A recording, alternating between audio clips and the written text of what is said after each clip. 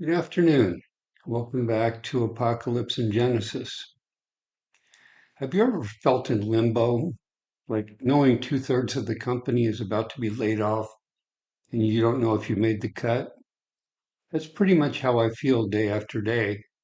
A massive disbelief that the wheels of civilization haven't fallen off the cart yet, while Messieurs Biden, Putin, and Xi are busy trying to make a go of it in the last year of history. Because we have reached a turning point, Earth's place in the cosmos is now balanced between the sun and Nibiru and planet X in such a way that our ancestors believed all is about to change. Three huge magnetic marbles are flying past each other in outer space, and it can be a somewhat polarizing experience.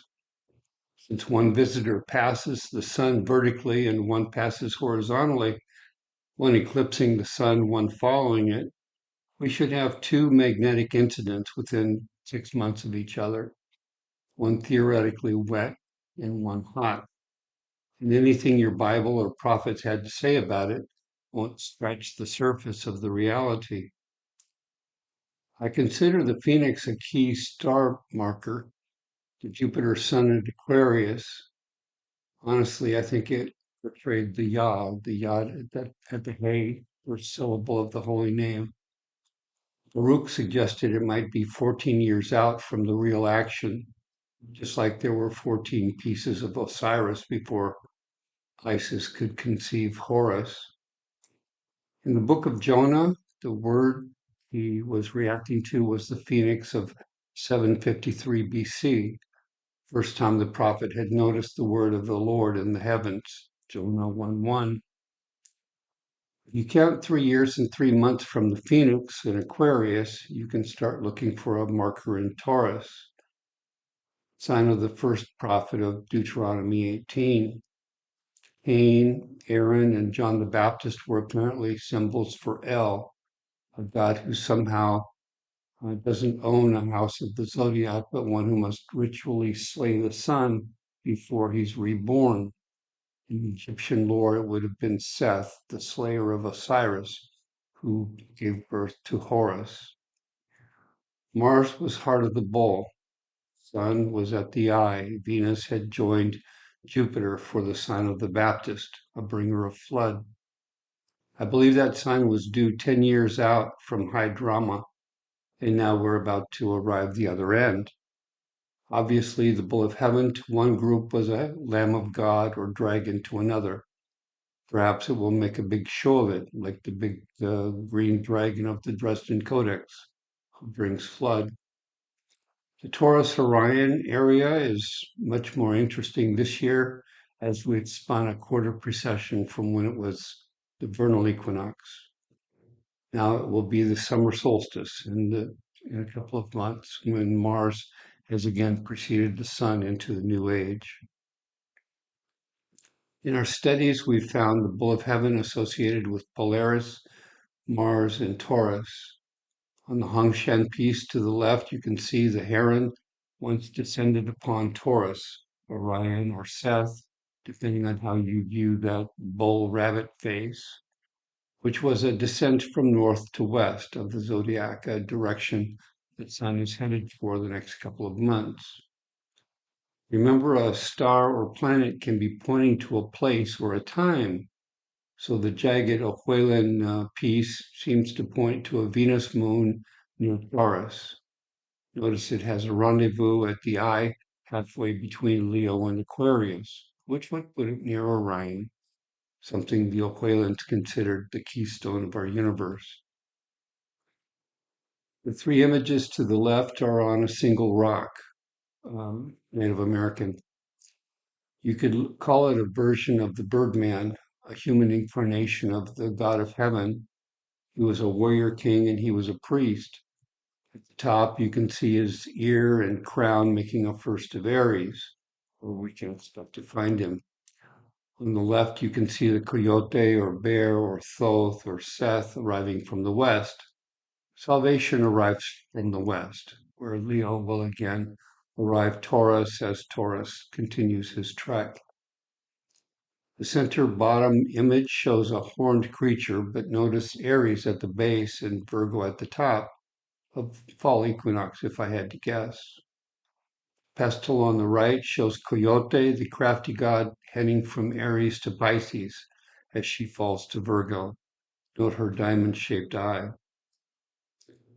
3 years and 3 months after the sign of the Baptist, you came to the sign of Shiloh, Lion of Judah, and preferred sign of the second prophet or Messiah. For Ezra 12 says this will be the one who takes charge, chewing out the existing Lord of the earth, and key, if you were Sumerian, and implementing his own stricter rule. In space and symbol, I believe this will be the phoenix who follows the heron, the red star that brightly follows the blue planet. I haven't read sufficient notes on Tammuz, Pan, and the Christ to know for sure if this will be Planet X or its parent sun. My suspicion is that it's the greater of the two and may not be seen until months after the darkness, unless maybe they stop spraying the skies. What would be the chances of that?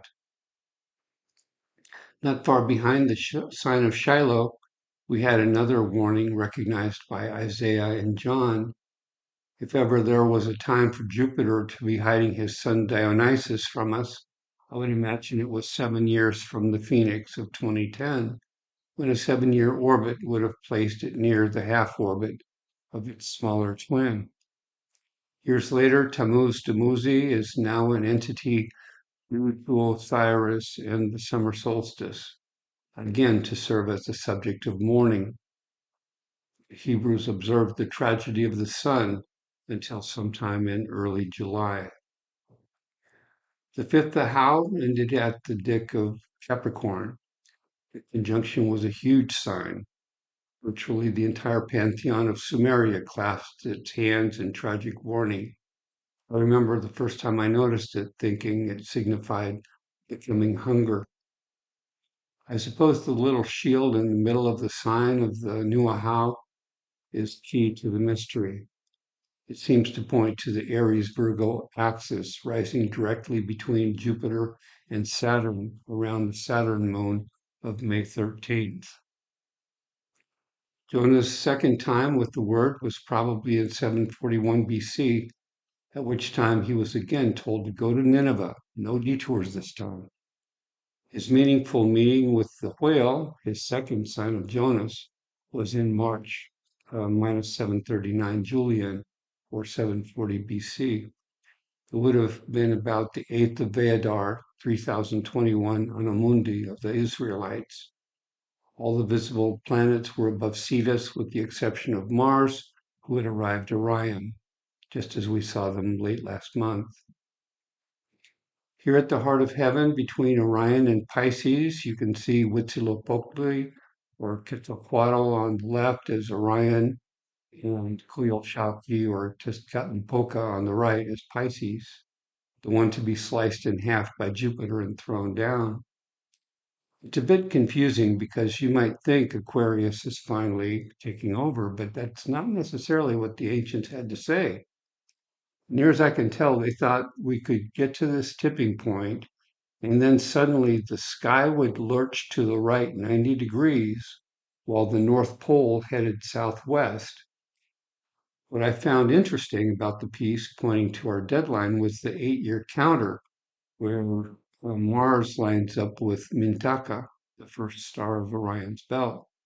I knew Mars would line up there late last month, so I was wondering, whether counting back 8 years might be meaningful.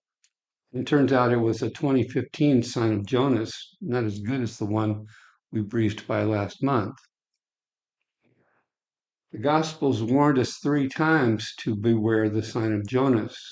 The book of Jonah suggests this is the sign where we begin counting the 40 days to destruction. I'm thinking it likely had something to do with the flood narrative in the book of Genesis. The word Jonah means dove. Doves were a symbol of the goddess and the Holy Spirit.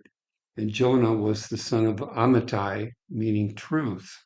In other words, the lion that is the Moshiach which was one of the avatars of the Hindus.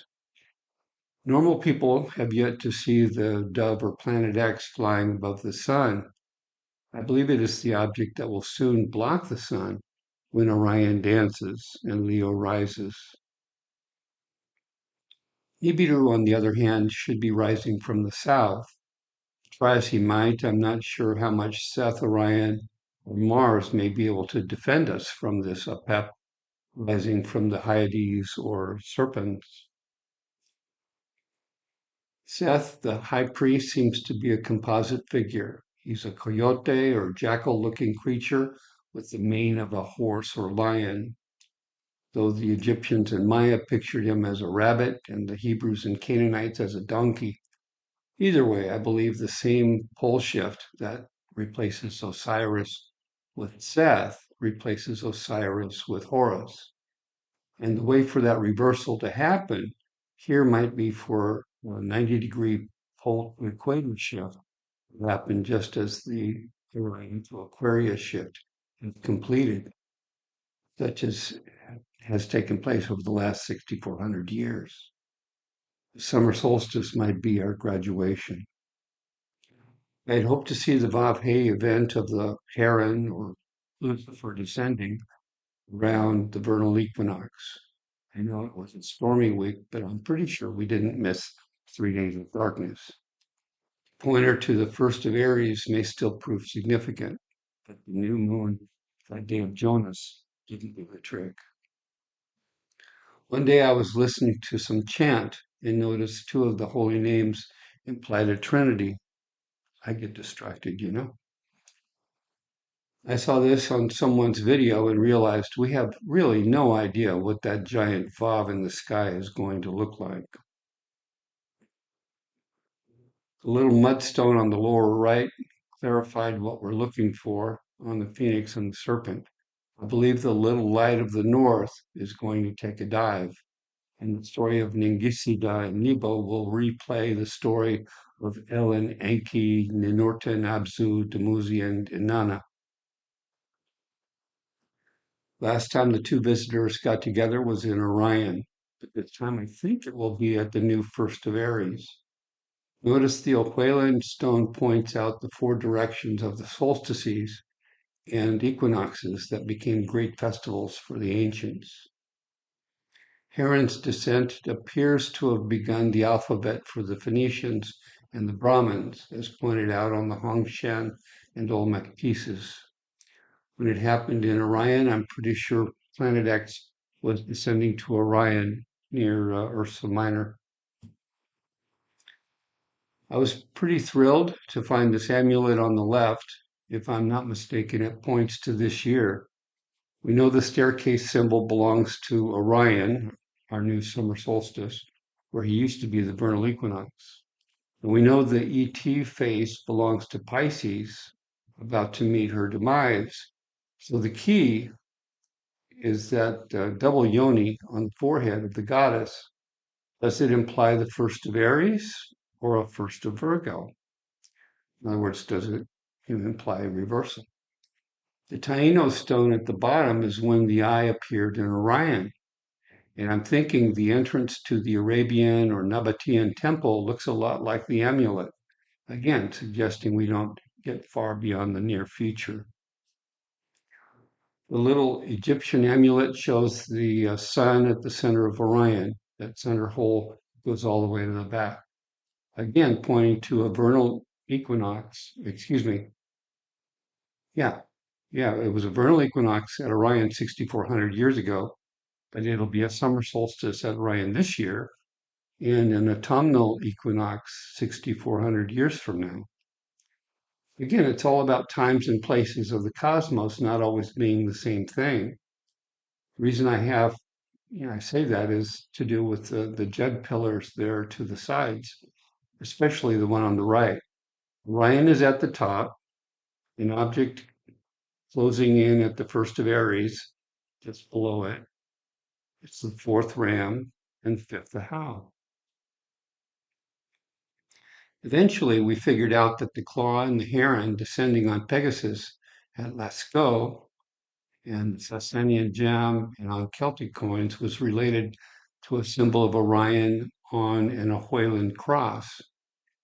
I think it points to the eye being associated with the first of Aries, but its timing having to do with the coming solstice. The question I have is at the knot in the Sasanian chain, is the bird descending on the eye Nibiru, the phoenix, or is it planet X descending on Nibiru? I don't suppose it much matters if we finally see the drama that's been hidden for years, but it could be significant. This year has a rendezvous near Regulus as well. It's the new first of Virgo, pointed out on the hat of the Mississippian warrior Morning Star. It's also pointed out in the last chapter of the Bible. Perhaps it's significant. Here is the inferior conjunction of Venus that leads to that morning star event.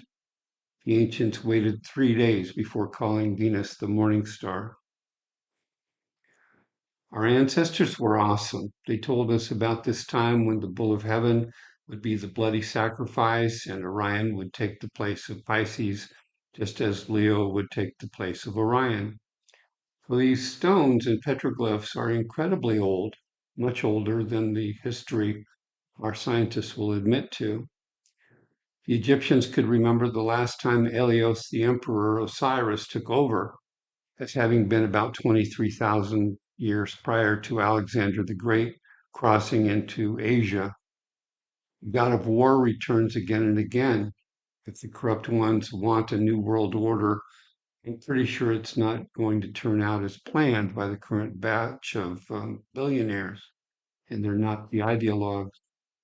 Look at the founders of the WEF, the Illuminati, the Bildy Boys, the Round Table, etc., and see if anything looks suspicious.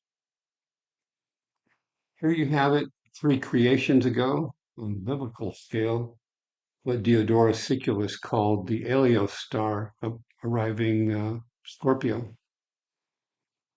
The next ram landed us in Virgo. It was supposedly a time of reversal bad enough to cause the ancients to leave us temples like Göbekli Tepe, full of petroglyphs, providing us a clue of what happens down here during the cosmic cycles. I believe the Orion Taurus event of 4515 BC might be an example of how we don't know exactly what to expect in this time. The Rig Veda called it a time of fire. What's up from Greece shows a reversal or pole shift. Now we're coming up on a moment Aquarius is supposed to be assuming the scepter from Orion, but we're told in the Bible it will be going to the Lion of Judah and we'll be worshiping a beast. So we're on a road to highly messed up, and we don't know if World War III is about to fizzle out or get really interesting. Being an AI told me Putin has said a number of times that at least 80% of the members of the first Soviet government were Jewish, leading me to believe that perhaps he sees his country on the losing end of 3 religious wars. The 1934 analysis of the first rosters of Soviet leadership showed 454 of 545 of the initial apparatchiks were indeed Jewish, 83%. And we know the number one Soviet achievement was the massacre and starvation of roughly 60 million Christians, or half of Russia. If Putin sees himself as the dragon arriving, what sort of apocalyptic future might that forebode? When the world is run by the senile and forced by demonic banksters, arms merchants, and generals wanting to play with nuclear weapons, why are we running toward this future? The Deagle country projections, with help from the intel community and their military industrial brethren, predict a future in which America is the Zechariah 13 nation, the one down 2/3 of its populace and losing 85% of its GDP in the next 2 years. If you view history then as basically the leading garbage disposal of civilization, is there any clear guide for morality as to how one picks a side? If I choose to slay Russians for Zelensky or Ukrainians for Putin, have I not simply chosen pour another lake of blood to the god of war. What damnable idiocy. Being AI thought Russian history through a theological lens might be an interesting proposition. What worries me is that Putin might see it in just this way, in which case Christianity may be in at least as much trouble as the Ukraine. Like England with its coming coronation, Russia is in no way beholden to Rome. I guess the question to ask is, what the hell have we been doing for 120 years? Jewish bankers from New York, London, and Germany had a lot to say about the 20th century and military imperialism. Supposedly, the Masons, Pike, and Mazzini said there would be one more war to sort out the religious question, the object being to wear down the Muslims and the Jews. Whereas the only ones I see getting worn out are the people who believe democratic federalism and the concept of a United Nations have anything to say about the progress of humanity. The Deagle report shows the West meets its Rubicon by 2025. Again, I'm not sure the NWO turns out as well as Big Brother is planning. When I saw this seemingly heretical blessing from the West Bank, I remember thinking it pointed to the phoenix rising from Virgo toward Pegasus, as on the Sasanian gem, and that it would represent the union of the heron and his serpent. I believe we will see a moment in which there is no difference between the constellations and the landscape, just a pillar of fire or water where everything used to be. And after a brief bit of tumult, it will be time to put the puzzle back together, maybe so the pieces fit together this time. You might have noticed how the confusion of languages took place at the hands of Enki, Yahweh. Basically, he introduced writing and assigned different sounds to the fairly universal symbols. So a serpent became the chick of a younger phoenix, and the vulture became a symbol of Aquarius, the old order, and the letter A became an acronym for a union of the gods of North and South, perhaps near the union of the two Egypts around 3000 BC. Well, I guess I should wrap up this disjointed rambling. The coin from the Jewish revolt shows Orion as a pomegranate or poppy swinging from one side of the sky to another, which we know to be a process taking 12,800 years, achieving a reversal. The Egyptian piece to the right shows exactly the same thing, three stars of Orion at the top, first of Aries is the horn in the middle. Leo at the bottom will be where the phoenix rises this summer. One day this year, about mid-month, I would expect the pole shift to begin. With the summer solstice, Mars and the Sun will have traversed a quarter precession from last time the world went crazy. Sometime this summer, the dove will have descended and the phoenix risen. And what all that means theologically, I just can't tell you. The future looks gloomy indeed when you carefully scrutinize the holy books for their intolerance and genocide. Jesus sounds like a Samaritan in John 8:44, ready to condemn the Pharisees and Sadducees. John in the Revelation suggests the Christians who don't get out of here at the beginning of the tribulation will lose their heads by the end. And Muhammad in the Quran volunteers his people for the job. Surah 47, verse 4. So basically, I see the next year as a time when the old order falls and something new begins to take its place. Once the blood dries, the ancient clubs of intolerance are going to give birth to a new understanding of how the world works. And whether that spells unity or anarchy will depend on the avatar who shows up and how much responsibility we'll assume under the new principles. I don't know if I've mentioned it in a while, but the same heavenly signs that showed up for John the Baptist and Jesus had appeared in the times of Alexander, Constantine the Great, Muhammad, and other notables of history. Hope is always here. The stone on the left shows Virgo lighting up when the first of Aries has gone to the bottom of the sky this fall, and an avatar is due. The one in the middle sees the eyes of Pisces juxtaposed with the bull of heaven in the hand of God Orion. And the double yoni, first the Virgo, is circling the green dragon as opposed to the red star seen at the center of the ancient cross. Perhaps that will come a few months later. The stone on the right says to expect a sacrifice in the time of comets. It's a creation that happened when Scorpio met Leo, just as Taurus is meeting Aquarius now, and the equinoxes change places. I suppose I should dedicate this one to Paula Hawk, who suggested my last videos are not aging well. Truthfully, I am a bit weary of being a voice of the digital wilderness obsessed with the least preventable disaster. My hope is that it will signal humanity that it is high time to rise from the ashes of the ancient corruption of our feudal lords, be they Democrats, Republicans, gangsters of the underground, or the crown, to serve notice that our current structures of property and law have meant little more than the tragedy of the commons. The scene that comes to mind for me is just before Robin Hood's father is condemned to die, after placing a cornerstone, speaking of a time when lambs become lions, because I believe we have reached that time. I think the world is coming to a crossroads of the universe. I look at the America Mr. B is about to bequeath to my grandchildren, and I'm ashamed for him and for me.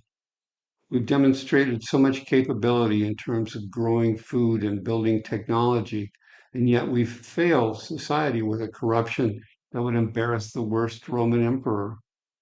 My hope is that the next generation to rule the world will reconvene the council of the wise, and that the object at hand will no longer be the enrichment of the dragons and the Orions, but that we will attempt a society of, by, and for the people.